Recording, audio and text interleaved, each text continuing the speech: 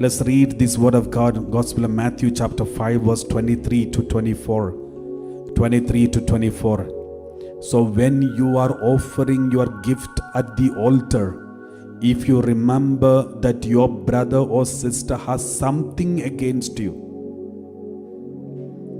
your brother or sister has something against you. It's not about you have something against them, but if you remember that your brother or sister has something against you, leave your gift there before the altar and go.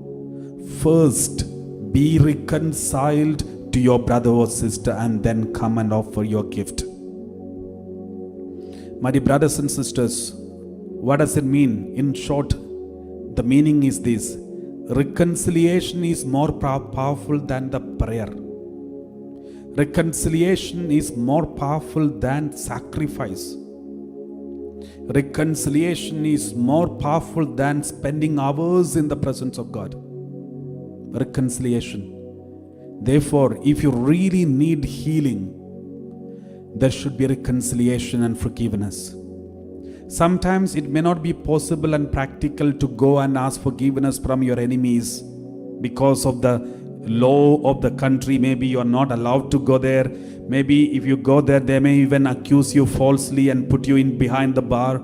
There are so many reasons why that is preventing you from going and reconciling with them. But God has given us prudence. But God also has given us the good, pure heart. With your pure heart, make sure that you reconcile with all your enemies. At least spiritually, in whatever way possible, forgive them and pray for them and love them from wherever you are. And make sure you have nothing against them, nothing in your heart hating them or hurting them.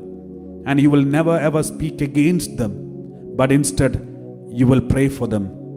Make sure that you have that sincere desire in your heart and release them from the anger and hatred. The Lord's blessing will come to you. When you release your enemies from your anger and hatred, the sickness will release you from the affliction. The sickness will leave your body.